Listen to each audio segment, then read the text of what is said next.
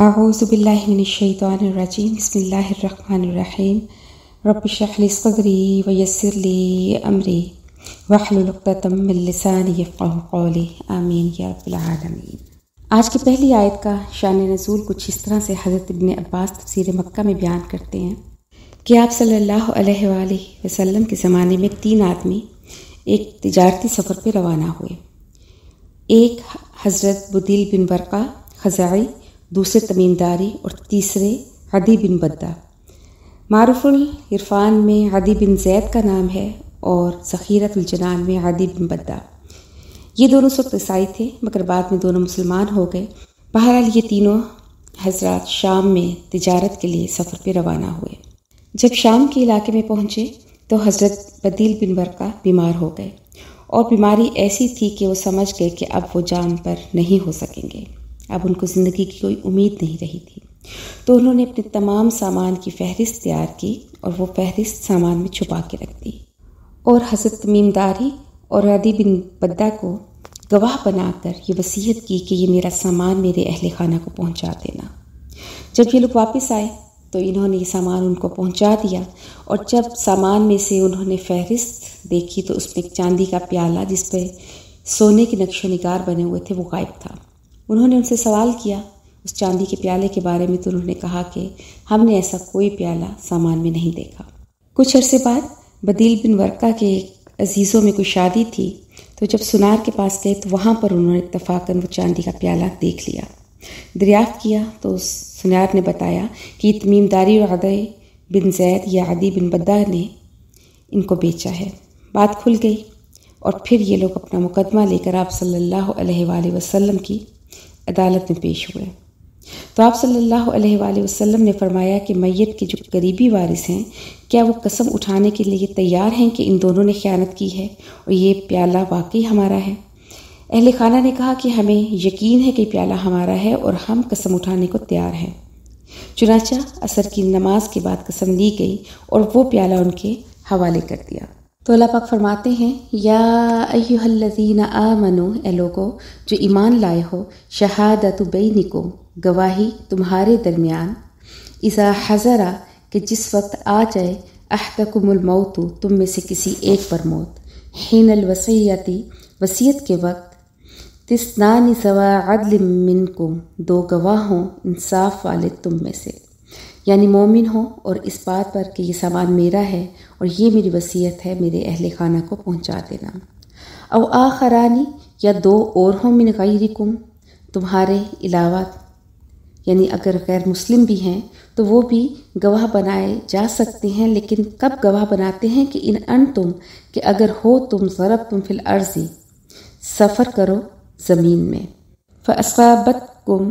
بس اگر پہنچی تمہیں مصیبت الموت،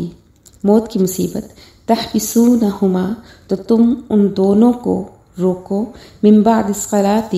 نماز کے بعد۔ تمام تفاسیر میں یہ بیان کیا گیا ہے کہ یہاں پر نماز عصر مراد ہے، کہ عصر کی نماز کے بعد آپ ان سے قسم اٹھائیں۔ فیقسمانی، پس دونوں قسم اٹھائیں، باللہ، اللہ کی، ان ارتبتم، اور اگر تمہیں شک ہو، لا نشتری بہ ثمنا، کہ ہم اس قسم کے بدلے ہم نے کوئی قیمت نہیں لی، ولو کان ذا قربا، اور اگرچہ قریبی رشتہ دار ہی کیوں نہ ہو، یعنی کسی کی رعایت نہ کریں اور کسی کی مخالفت بھی نہ کریں۔ ولا نکتم شہادۃ اللہ، اور ہم نہیں چھپاتے اللہ کی گواہی کو، انا اذا لمن الآثمین، اور بے شک ہم اس وقت البتہ گناہ گاروں میں سے ہوں گے، یعنی اگر ہم اس گواہی کو چھپائیں تو پھر ہم گناہ گاروں میں سے شامل ہوں گے۔ فإن عُثر، پس اگر اطلاع ہو جائے، علی انہم استحقا، اس بات پر کہ وہ دونوں گواہ مستحق ہیں اسمن، گناہ کے، کہ اگر پتہ چل جائے کہ انہوں نے خیانت کی ہے، فآخرانی، پس دوسرے 2، یعنی اب ان کی جگہ 2 اور آئیں گے، یقومان مقامہما، کھڑے ہوں گے ان دونوں کی جگہ پر، من الذین استحقا، ان لوگوں میں سے کہ جن کا حق دیا ہے، یعنی جن کا حق تلف ہوا ہے، جن کا حق چھینا گیا ہے، تو ان کی جگہ علیہم الاولیانی، کہ جو میت کے بہت قریب ہوں، فیقسمان باللہ، پس وہ دونوں قسم اٹھائیں گے اللہ کی، لشہادتنا، کہ البتہ ہماری گواہی، احق، زیادہ قریب ترین ہے یا زیادہ سچی ہے، من شہادتہما، ان پہلے دونوں کی گواہی سے، وما اعتدینا، اور ہم نے تجاوز نہیں کیا، انا اذا لمن الظالمین، بے شک اس وقت ہم ظالموں میں سے ہوں گے۔ ذالک ادنا، یہ بات زیادہ قریب ہے، ان یأتوا بشہادتی، یہ کہ لائیں وہ لوگ گواہی، علی وجہہا، اپنے طریقے پر، او یخافوا، یا وہ خوف کھائیں، ان ترد ایمان، کہ رد کر دی جائیں گی ان کی قسمیں، بعد ایمانہم، ان کی قسموں کے بعد، واتقوا اللہ، اور ڈرو اللہ سے، واسمعوا، اور سنو، واللہ، اور اللہ، لا یہدی القوم الفاسقین، نہیں ہدایت دیتا نافرمان قوم کو۔ یعنی یہ بیان کیا گیا کہ اگر کوئی سفر میں بہت بیمار ہو جائے اور اسے بچنے کی امید نہ رہے تو وہ سفر میں دو انصاف کرنے والے گواہ بنا کر اپنی وصیت کر دے، اور اگر مرنے والے کے ورثاء کو شک پڑ جائے کہ ان گواہوں نے مال میں کوئی خیانت یا تبدیلی کی ہے تو عصر کی نماز کے بعد لوگوں کی موجودگی میں ان سے قسم اٹھوائی جائے، اور وہ قسم اٹھا کر کہیں کہ ہم نے اس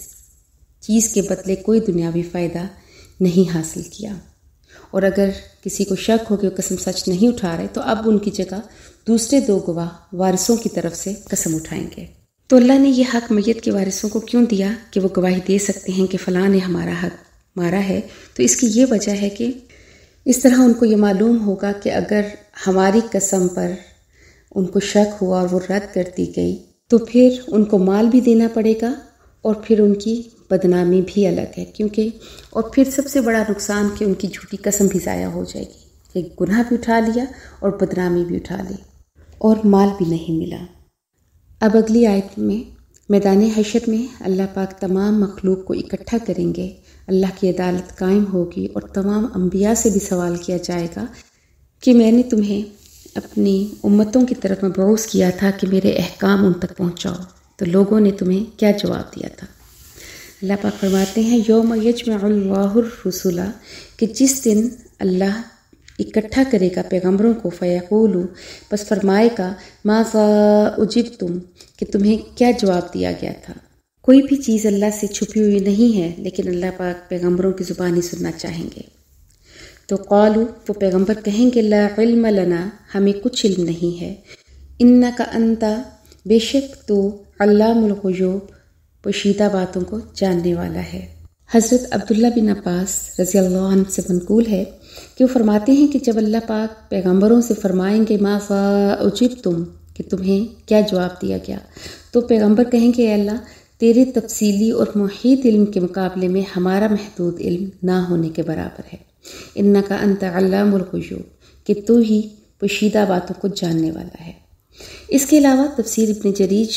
رحم اللہ جو کتابی بھی ہیں، ان سے منقول ہے کہ وہ فرماتے ہیں کہ پیغمبروں کے کچھ امتی تو ان کے قریب رہتے تھے اور کچھ دور دراز کے علاقوں میں، کچھ تو ان کے زمانے میں موجود تھے اور کچھ ان کے چلے جانے کے بعد اس دنیا سے ان کے امتی بنے۔ جیسے نبی پاک صلی اللہ علیہ وآلہ وسلم کی امتی صرف وہی تو نہیں ہے جو ان کے زمانے میں تھے، بلکہ قیامت تک آنے والے مسلمان آپ کے امتی ہی ہیں۔ تو اس لیے بھی پیغمبر کہیں گے کہ ہم نہیں جانتے کہ انہوں نے کیا کہا اور کیا کیا کرتے رہے۔ اگلی رکوع میں آ رہا ہے کہ قیامت والے دن حضرت عیسیٰ سے اللہ تعالیٰ سوال کریں گے کہ کیا تم نے لوگوں کو کہا تھا کہ مجھے اور میری والدہ کو معبود بناؤ؟ تو یہاں اس سوال کی تمہید ہے۔ فرمایا اس قول اللہ، جب فرمائے گا اللہ تعالیٰ، یا عیسیٰ ابن مریم، اے عیسیٰ بیٹے مریم کے، اذکر نعمتی، یاد کریں میری نعمتیں، علیکا، آپ پر، وعلی والدتک، اور جو میں نے آپ کی والدہ پر کی، اذ ایتک بروح القدس، اور جب میں نے آپ کو قوت دی پاک روح کے ساتھ۔ یہاں پر پاک روح سے مراد حضرت جبرائیل امین ہیں، کیونکہ جب یہودی حضرت عیسیٰ کے بہت مخالف تھے اور ہر وقت آپ کو مارنا چاہتے تھے، تو اس لیے اکثر جگہوں پر حضرت جبرائیل آپ کے ساتھ انسانی شکل میں آپ کی نگرانی اور حفاظت کے لیے مامور رہتے تھے۔ تکلم الناس، اور کلام کرتا تھا تو لوگوں سے، فی المہد و کہلا، گود میں اور ادھیڑ عمری میں۔ وَإِذْ عَلَمْتُكَ الْكِتَابَ وَالْحِکْمَةَ، اور جب تعلیم دی میں نے تجھے کتاب کی اور حکمت کی، وَالتَّوْرَاةَ وَالْإِنْجِیل، تورات اور انجیل کی۔ بعض مفسرین کرام فرماتے ہیں کہ کتاب سے یہاں مراد لکھنا ہے، کہ میں نے تجھے لکھنا سکھایا، کیونکہ پہلے جتنے بھی انبیاء گزرے ہیں وہ تمام لکھنا پڑھنا جانتے تھے، اور یہ آپ صلی اللہ علیہ وآلہ وسلم کی خصوصیت تھی کہ آپ بالکل لکھنا پڑھنا نہیں جانتے تھے، اسی لیے آپ کو نبی الامی کہا گیا۔ دوسری یہ بھی تفسیر کرتے ہیں کہ اس سے مراد ہے کہ تمام جتنی دوسری کتابیں تھیں اللہ تعالیٰ نے حضرت عیسیٰ کو ان کی بھی تعلیم دی، اور اس کے علاوہ یہ بھی تفسیر کی جاتی ہے کہ اس سے مراد قرآن پاک ہے، اور حکمت سے مراد آپ صلی اللہ علیہ وآلہ وسلم کی سنت ہے، کیونکہ حضرت عیسیٰ آسمان پر زندہ ہیں اور قیامت سے پہلے نازل ہوں گے اور 40 سال زمین پر حکومت کریں گے، اور پھر قرآن اور سنت کے مطابق فیصلے کریں گے۔ تو اگر ان کو اس کتاب کا اور سنت کا علم ہوگا تو ہی یہ وہ کام کر سکیں گے نا۔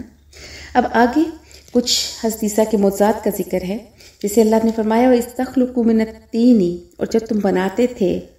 مٹی سے، کَہَیْئَةِ الطَّیْرِ، پرندے کی شکل، بِإِذْنِ، میرے حکم سے، وَتَنْفُخُ فِیہَا، تو پھر تم اس میں پھونکتے تھے، فَتَکُونُ طَیْرًا بِإِذْنِ، بس وہ ہو جاتا تھا پرندہ میرے حکم سے، تُبْرِئُ الْأَکْمَحَ وَالْأَبْرَصَ، اور تندرست کرتا تھا تو پیدائشی اندھے کو اور برس والے کو بِإِذْنِ، میرے حکم سے،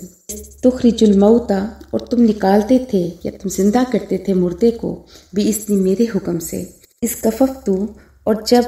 روکا میں نے، بنی اسرائیل عنکا، بنی اسرائیل کو تم سے، یعنی آپ کو قتل کرنے سے، اِذْ جِئْتَہُم بِالْبَیِّنَاتِ، اور تم لاتے تھے ان کے پاس واضح دلیلیں، قال الذین کفروا، تو بس کہا ان لوگوں نے جو کافر تھے، منہم، ان میں سے، ان ھذا، نہیں ہے یہ، الا سحر مبین، مگر کھلا جادو۔ یعنی حضرت عیسیٰ کے اتنے معجزات کھلی آنکھوں سے دیکھنے کے باوجود بھی ان لوگوں نے ان کو تسلیم نہیں کیا۔ وجہ کیا تھی؟ صرف اور صرف ضد اور تکبر، ورنہ دلی طور پر وہ سب جانتے تھے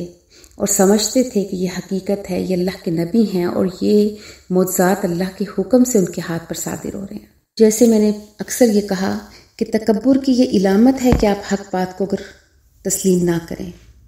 تو جہاں سے بھی حق بات اور سچ بات ملے تو اس کو لے لیں، یہ مت دیکھیں کہ کہنے والا کون ہے۔ اللہ پاک ہمیں بھی اس ضد سے اور تکبر سے بچائے اور ہمارے اندر جتنی غلطیاں ہیں ان کو معاف فرمائے۔ وآخر دعوانا ان الحمد للہ رب العالمین۔